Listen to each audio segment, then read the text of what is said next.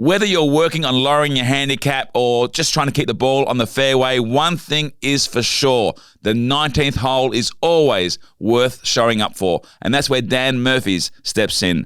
Proud sponsors of Make Me Good at Golf, Dan's has the perfect post-round drinks thanks to their lowest liquor price guarantee. You know you're getting unbeatable value every time.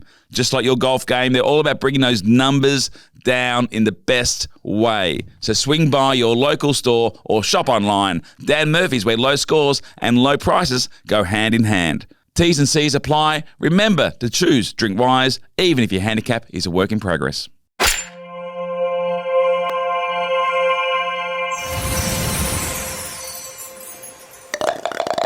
G'day, welcome to Make Me Good at Golf, the golfing podcast where three mates are trying to get good at golf and we want you to come along for the ride. And I am Mr. 48, Peter Hellier.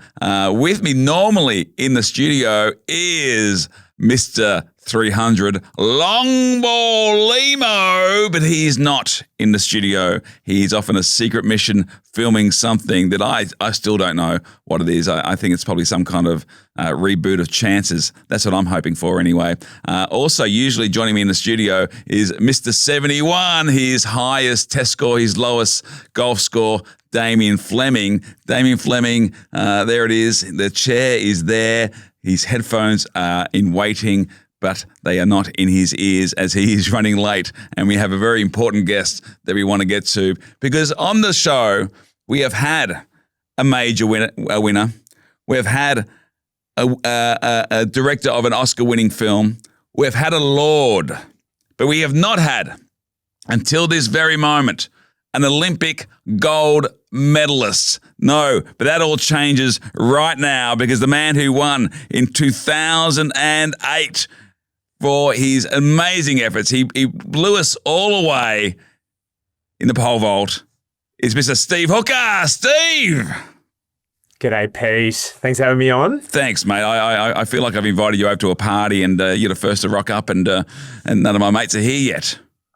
Yeah, we'll mingle awkwardly until everyone else arrives. You want some canapes or you want some light refreshments before Flem gets here? I'll just stand in the corner and scroll my phone, mate. It's fine. We'll just...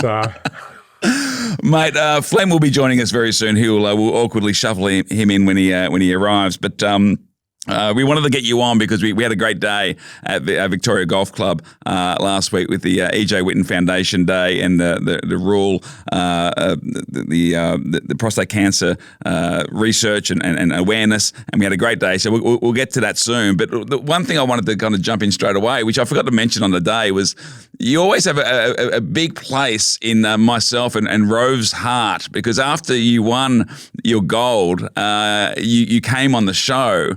And that was the same episode as Will Ferrell and John C. Reilly. And it was one of the greatest nights of my life, Pete. It was incredible, wasn't it? It was, yeah. They came out in like Australian tracksuits carrying a pole vault, all in the service of you, Steve. I know. They'd competed in the two-man pole vault, which is admirable.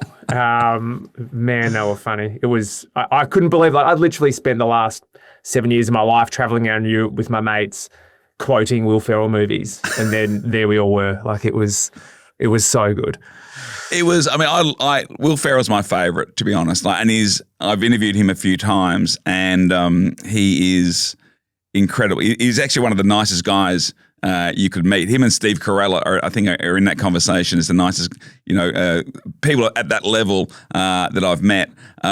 And he always just brings the funny. And him and John C. Reilly, when they were making those films, I think that was for Step Brothers. It was Step Brothers, yeah. Yeah, which has become a comedy classic.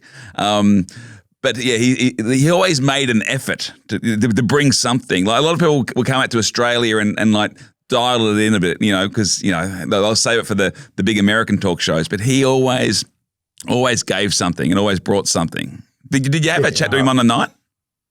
Yeah. Well, they were on first, and it had been kept from me that they were going to come on and what they were going to do.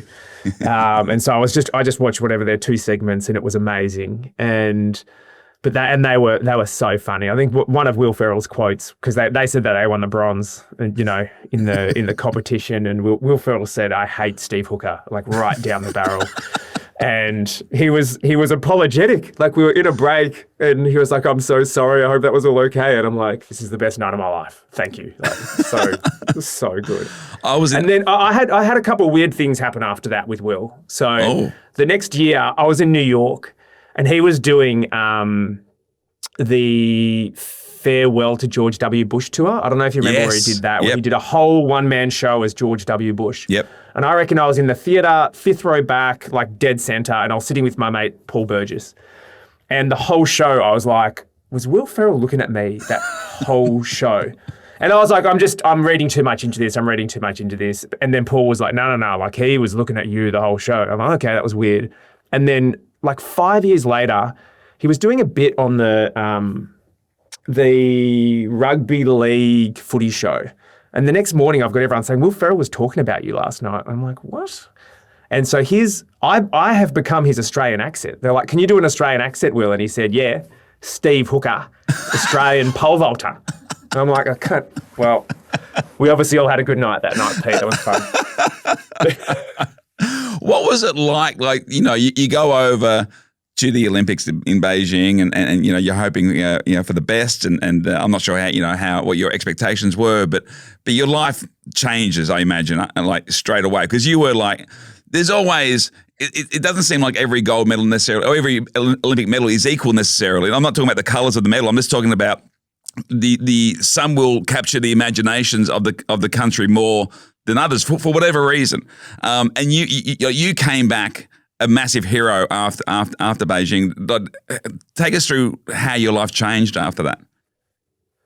Yeah, it's interesting how it goes, and I'm the same. Like, there's certain things that just resonate with me, certain performances, and for me, like my expectations was that I would go and win. Like, I was one of 3 guys that were at that level that could, but it's what I wanted. And I just think it was the way the competition played out is part of it. Like, every attempt bar one was a 3rd attempt clearance.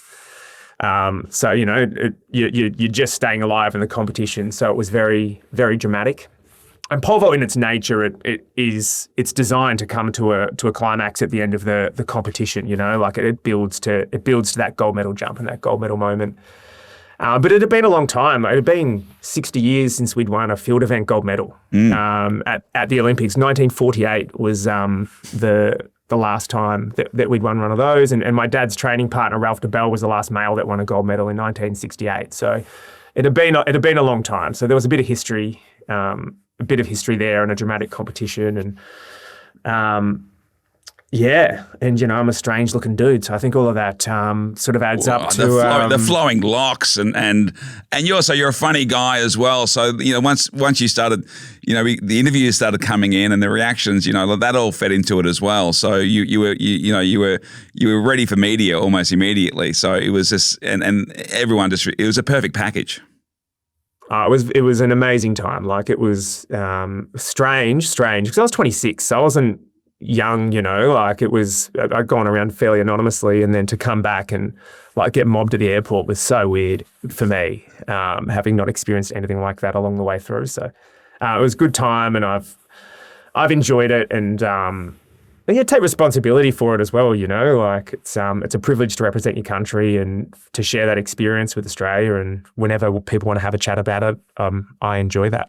What do you like? I do a show at the moment called An International Kerfuffle, and I talk about how some of my favourite memories was getting up in the middle of the night to watch Australians compete on the international stage.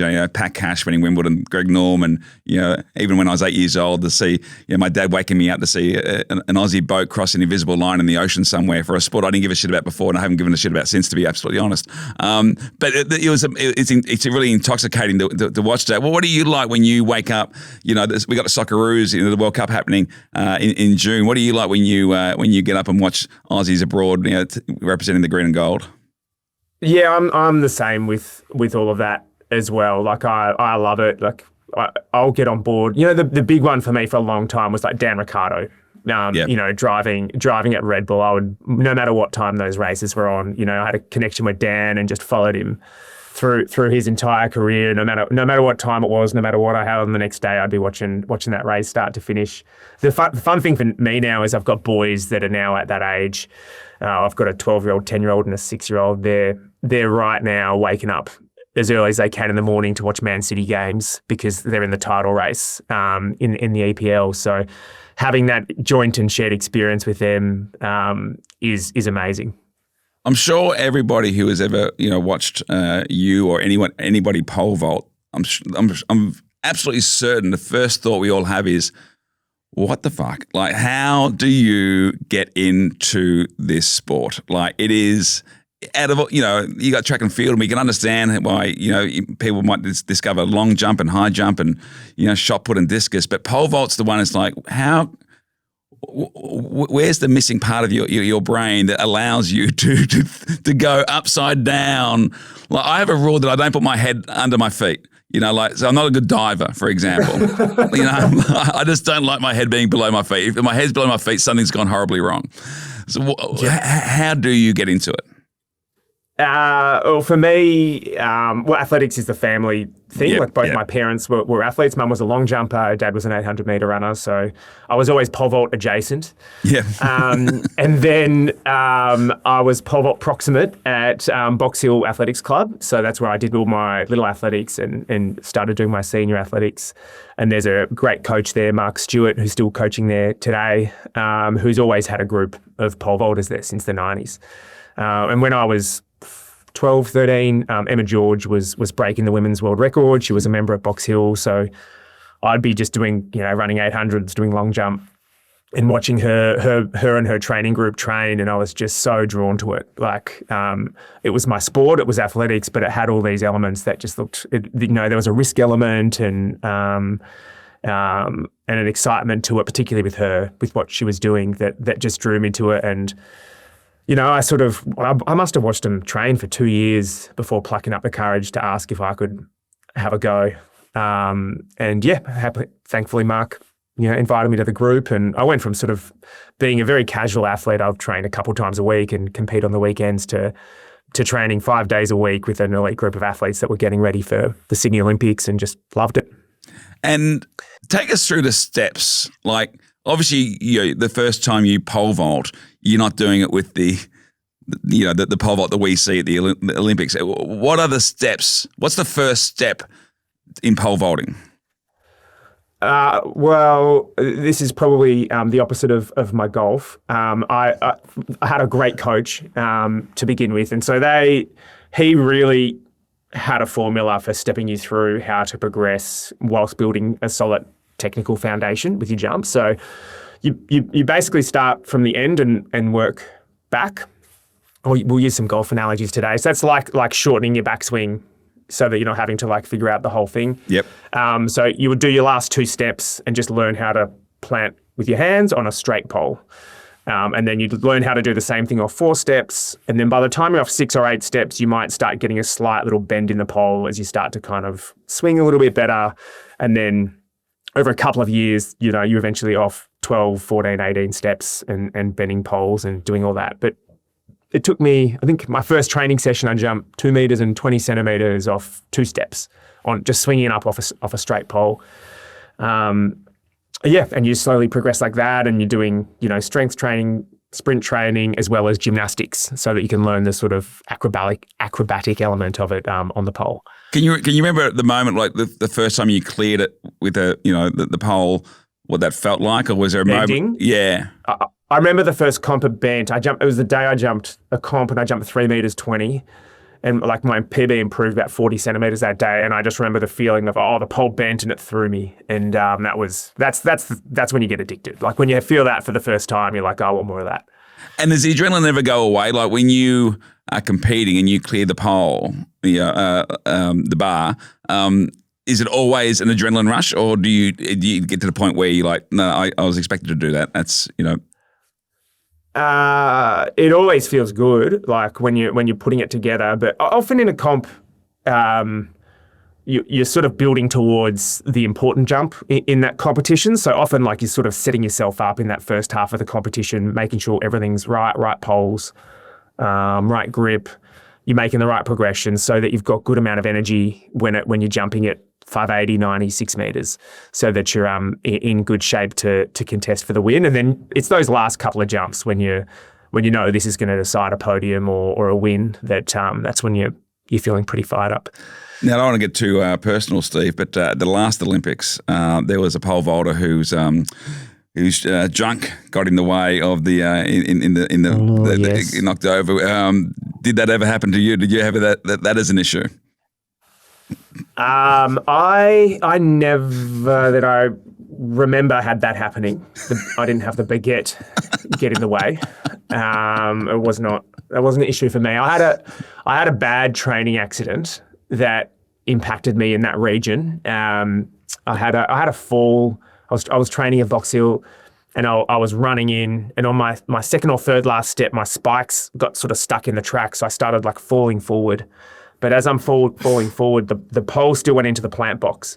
Oh. And so then the pole fully bent 180 degrees, like full bend, as I'm falling backwards at this point, and then it slipped out of my top hand, and so recoiled like instantly into my kind of groin, abdomen kind of area. And that was, that's on YouTube. So if you look up Steve Hooker pole vault fail, you can see that error at training. And but that was a rough one. Okay, I'm sure we're probably showing it right now, so I can't see now. It's not pretty. It's not an attractive setup, and the outcome was poor. Make Me Good at Golf is all about lowering your handicap, and with Dan Murphy's on board, we're lowering more than just your scores. With their lowest liquor price guarantee, Dan's makes sure you're never overpaying for that well-earned drink after you're hit with mates. Whether it's a post-round beer or a celebratory bubbly for that unexpected birdie on the 12th, how good was that? Dan Murphy's has your back. Great drinks, lowest prices, and always within reach, online or in store. Dan Murphy's, proud sponsors of Make Me Good at Golf, and even prouder price cutters. T's and C's apply. Remember to choose Drink Wise. Some exciting news here. He has arrived. I've already done the introduction, but Mr. 71, Flem, you've arrived. Say good day to Mr. Hooker. 48. Steve, I haven't seen you for ages, like days, since the E.J. Whitten Golf Day at Victoria. What a great day it is for a great cause, prostate cancer. Now, you're there every year. How'd you go this year? I am there every year. It's a must for me in the calendar, and I reckon I had my favourite E.J. Whitten Golf Day last Wednesday. I had a really fun group, great banter, and hit a couple of decent shots for the day. Which I'm a poor golfer, but it's, you know what it's like. It's just the one or two good shots that you have on a day that make it all worthwhile. I had a good day. It's fantastic. I had a good group as well, actually. The guys from the Visioneer builders, and they're building Andy Lee's house at the moment. They are. So I had some questions. I know where the bodies are buried now. Don't you worry about that. No. Now, I played with those boys last year. Oh, you did? Yeah, I think we come third. Yeah, how'd you go this year? I think we did come third, actually. Oh, okay. No, but we come third last year. Oh, they backed up. Yeah, okay. We were a pretty good spread of golfers, actually. Like, it would have been probably good to have a real low handicapper. We didn't have that, but we had everyone could play probably better than what their handicaps were. And Ambrose is such a good format, isn't it? Yeah, everyone gets a high five moment. Yeah, absolutely, a very friendly format. But where did your golfing journey begin, Steve? I started playing just like public courses around where I grew up in the eastern suburbs. So I reckon Ivanhoe Golf Course. I reckon I used to play when I was just growing up as a teenager. I started like following my dad around, just like being his caddy and pulling his golf bag around. He'd let me play the occasional shot. And then, played rounds with mates when I was in my teen years. And then, but I've been maybe a 4 or 5 rounds of golf a year kind of golfer for my whole life. So just not a lot, but do enjoy getting out for the walk and the banter when we get out. Ivanhoe's close to me, and it's a sneaky good little public golf course, particularly to get into golf because it's only the one par 5. It's a pretty course, and it goes well. Yeah, it's a great place, and I used to play golf there, but I I used to also, when I was a teenager, ride mountain bikes, and out the back of that golf course along the Yarra River, there's all these mountain bike tracks and jumps. So it's a good part of the world. And whereabouts are you a member now? Well, I'm a member at a course that I rarely get to play. I'm a member at Bonville, up near Coffs Harbour, which is one of the most beautiful courses in Australia. Monty, Peter Montgomery, that's his golf course, and he's very generously offers up a few Olympians. He's an Olympic water polo player, and generously offers up a few memberships to some fellow Olympians. It's funny, Steve, because we were talking about Bonville in the clubhouse before our round started. Then my team, Tim and Jim and Eddie, were talking about Bonville, and they'd been up there, and they were just raving about it. Tell us what is so amazing about Bonville. Well, they say it's the Australian Augusta. It's really beautiful. It's carved out of a big pine plantation just outside of Coffs Harbour. You only can really do it in a golf buggy, so you cover a lot of ground. If you're walking, it'd take you hours. And there's iconic holes. You can stay on course, and they treat you really well. The hospitality's great. Brad and the team that run it there are amazing. So. I highly recommend it for a golf trip in Australia. It's in the top 3 that you could do to get away and have a round of golf. What do you think, Flem? One day? I'm thinking a make me good at golf trip, isn't it? It's got a I'd be happy to host. Steve Hooker's in. We are in. I reckon I can get you on. Okay. All right. I love that. Where's Longball? Will they be around for that? Well, Longbow hasn't been here. It feels like for weeks. Hey, Steve-O, what about the, transforming your Olympian career gold medals, that mental toughness? Do you feel like that transfers into when you're lining up your second putt or you're hitting off the first tee? Is there a correlation there? It's almost the opposite, I reckon. So there's two parts to that. One, I'm still reasonably athletic. I still, train and like going to the gym and running and doing all that sort of stuff. So my body's capable, but I've got zero technical awareness or ability when it comes to golf. So Ambrose is good for me because I can kind of get around, and I definitely can hit 1 in 3. But the ones that I don't hit, they go a long way the wrong way, which is challenging. And the other part as well is I did a really technical event. Like pole vault had all these elements, and you had to really know how all those pieces came together and how you're going to execute every little bit of it, but then kind of pull out from that and then just kind of let it happen. I'm sure like you bowling a fast ball, Flem, you can't get stuck in any of the little elements of it. You've got to kind of just imagine where the ball's going to go and then let your body put the ball in that right place. And having known what that is like, to be able to be in that flow state doing something that's hard, I am so aware when I'm playing golf that I'm not in that space. I stand over the ball and I'm like, I have no idea what I'm meant to be doing here, so let's just sort of see what happens. It's incredible. We got the bowlologist talking to the poleologist here. Can we get you a nist? No, what can you? The jokeologist. Okay. Yeah. Steve. Big rap. it is a big rap. There's more pressure on that, I would say. Yeah, no, I'm almost instantly regretting it, to be honest. But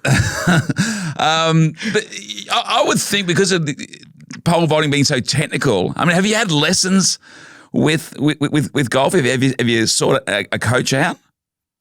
I've had a couple. So yeah, I've had a couple of pointers. Like Brad up at Bonville, I've had a couple of pointers with. He was good. I think when I was young, I was told watch the ball, keep your head down, and that really hurt me for a long time. Rather than sort of following and open up my chest to follow the ball. So he helped get rid of that. And then when I was over training in Arizona, I became friends with a guy named Kendall Yonemoto, and he's amazing guy. So he's written a book called The Athletic Fundamentals of Golf. And so I've had a few sessions with Kendall, and I love his approach because it talks to, I guess, kind of golf in a way that makes sense to me as an athlete. He's got a whole bunch of drills that he does. He does a whole bunch of strength work that kind of associates with how you can play golf. So he's gone around sort of coaching Vijay Singh as a sort of seniors golfer and things like that. And he's got a whole bunch of drills that you can do that kind of teach you the movement fundamentals of golf. So I highly recommend you look up his stuff. It's amazing, and I like that it makes it quite simple. And I've I definitely hit the ball better after learning from him. But I just, so he's just does some great stuff, and I enjoy it. Like I love having that coaching and that feedback. But again, haven't put in the hours to really make the most of it. Because I would think, but because you go through all your practical stuff for pole vaulting, and it becomes muscle memory, I imagine. It's just like you need to do this. The golf is pretty similar. That's what I'm trying to get into my brain. I think I'm getting a little better at it, where I'm going, okay, grip, the grip's in the right place. Okay, head down, and where should the swing be? And I don't know, obviously I'm not always getting it right, but I'm able to kind of coach myself a little bit on the run, a little bit more than I certainly was 6 months ago. Yeah, I think so. And I think it's knowing those kind of key markers that you're trying to hit, but then at the same time trying not to focus on them too much and kind of still be natural and fluid. So that's always, I think, the juggle when you're doing technical events and sports, is finding that balance between being loose and having those markers that you can work through, so that you know that you're going to have at 90% right. If you're playing well, what's your strength, do you think? I can hit a pretty long ball. It just doesn't always go straight. I hit one absolute ripper on Wednesday that'll get me coming back. I reckon the 17th, par 5 there. I think it's like long it was par 520 or 530 on the day. Yeah.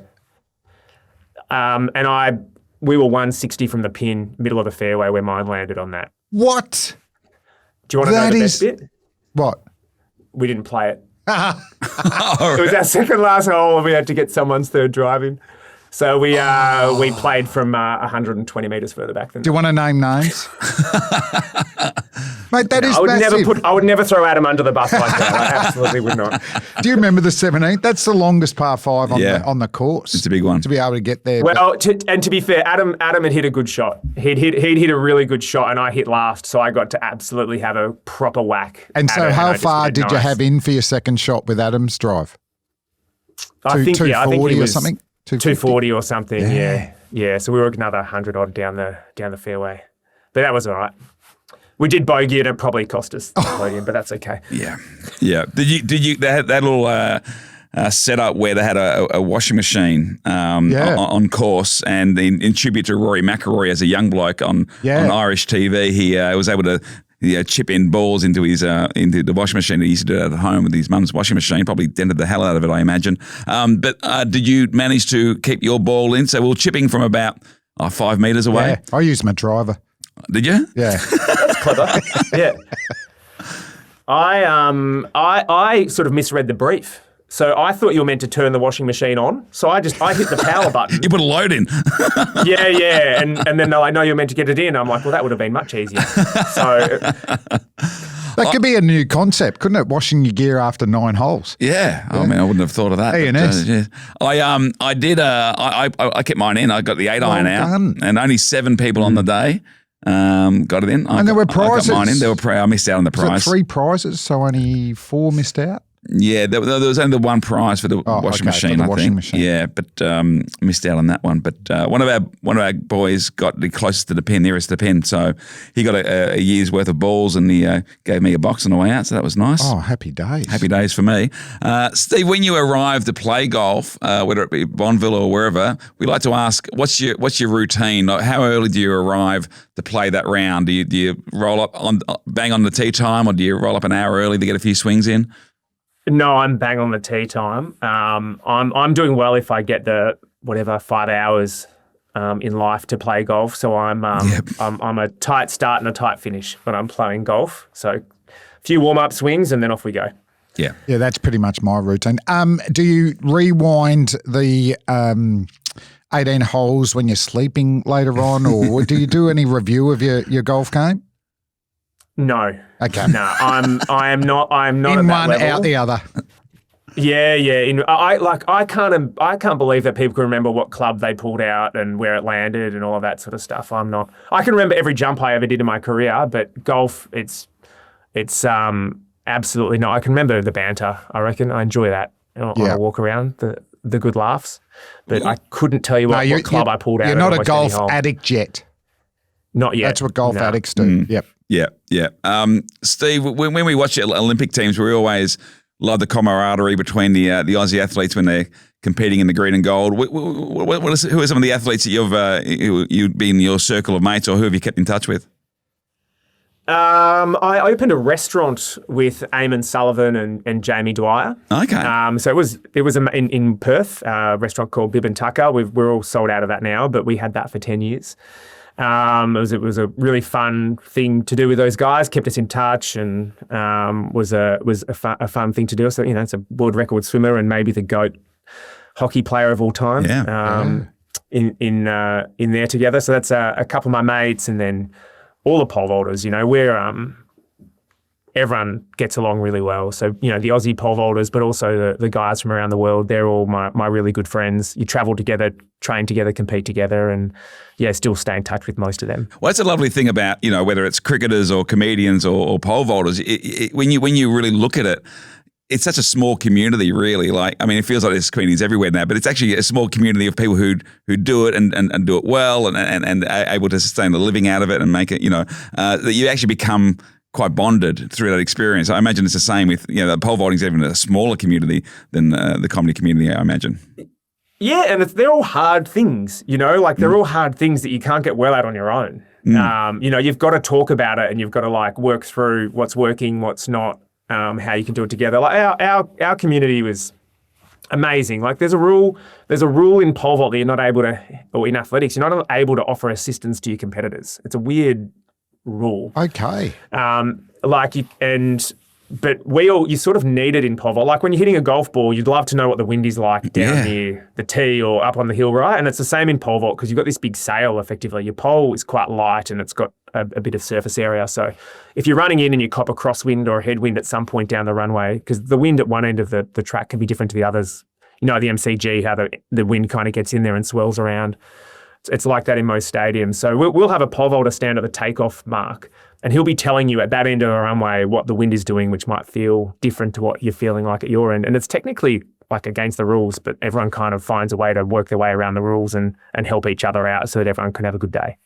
Steve, I've asked you this before. You might not remember. It was years ago on radio. I've got an idea for a new Olympic sport. And you know how pole vaulting, you're vaulting yourself vertically like high jump? I'd like to see pole vault horizontally like long jump. Could it get into the Olympics, and how far could you horizontally leap yourself? Well, do you know that it does exist? Oh. So is it since I come up with the idea? Is it mine? So it's called dike jumping, and it's in the Netherlands. And so you see guys that they start on a raised pier, unreal. And they run without a pole, and then they have a pole kind of planted in the bottom of the dike, the water, and then they jump onto the pole and they've got to get it past vertical. So, but as theirs is going up, they're climbing it. So they try and climb to the top as it's falling, and then they launch themselves off the end, and they're landing into equivalent of a sandpit on the other side of the dike, and the winner is whoever goes the furthest. So do you like it, Pete? Do you like it? Mate, I'm Googling dike jumping as soon as I get off this And when it was created, because I reckon it was 10 years ago, I interviewed Steve You on need radio. to take royalties on it. Yeah, I reckon it predates you, but it's that's independent discovery. Whether it's been there or not, you are the genius that also came up with it. Hey, before we let you go, I want to ask you this. So you are lining up. You got the pole in your hand, an Olympic stadium. You're about to pole vault for gold, or you are standing at a tee at a pro-am. With a crowd around you, maybe a professional golfer, in your group, a Tyrrell Hatton, for example, or a Bryson DeChambeau. Yeah. Are you feeling more nervous with the pole vault in your hand or with the golf club in your hand? Oh, absolutely the golf club. You know what it's like. It's just no idea what you're doing. But you still, no matter how crap you are, you still want to do well. Yeah. So I think that's golf, right? You sort of, why can't I hit it like a pro? Well, because you haven't practiced and you've got no talent or skill. But I still want to. It's funny that you talk to the pros about it, and they understand that you're not going to be anywhere near as good as they are. But they also kind of eventually they'll say, we put a lot of work into this. Like there are like the 10,000 hours of chipping and putting that makes them good at those things. 10,000 reps. 10,000 reps. Yeah, that's what it they're takes. the experts. Yeah, absolutely. Steve, mate, it's been an absolute pleasure. It was great hanging out with you at the EJ Whitten Day. Tell us about the work you're doing with Rule. I've been an ambassador for them for 20 years, a really long time. With EJ Whitten, with Rule Prostate and the Australian Prostate Centre in North Melbourne. We've got a family history of prostate cancer in our family. So my dad, Bill, he's a fellow member with you at Greenacres, Pete. Great club. He said to ask if you've tried the potato cakes yet there. He said I have excellent. Not. Thank you, Bill, for the heads up. There you go. Let's book it in. That's you've got something out of today. Thank you. He had prostate cancer in 2010. Thankfully, he's cancer free and living a healthy life at the moment. His father Roy also had prostate cancer as well. So there's a high likelihood that it's in my future as well. So I'm all about I'm getting regularly tested, and I think it's really important.